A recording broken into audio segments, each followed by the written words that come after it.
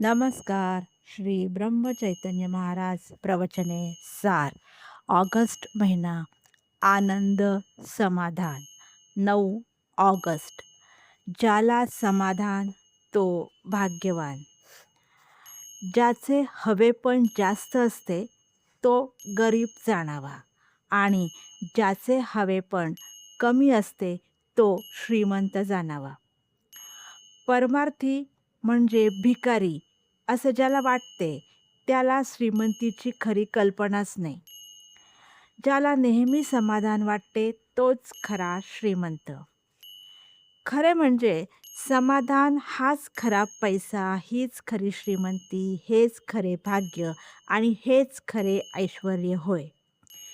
ज्याला समाधान जास्त तो जास्त भाग्यवान समजावा. समाधान हे आपल्यालाच घ्यायचे असते. दुसरे कोणी ते आपल्याला देऊ शकत नाही. समाधानासारखे औषधच नाही.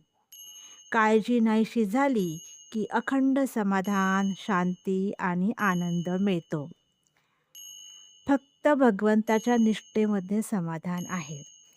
प्रत्येकाला भगवंताची तळमळ लागली पाहिजे. भगवंताशिवाय जो राहतो त्याला सुखदुःख येते.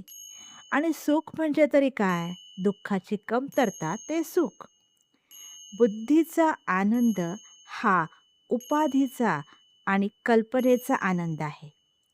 भगवंताचा आनंद हा उपाधिरहित आहे.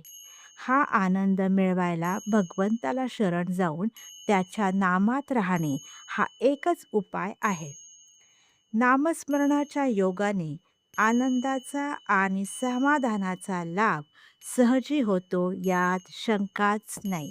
काही बोलायचे असल्यास, सांगायचे असल्यास, शेअर करायचे असल्यास कमेंट करा. आनंदात राहा.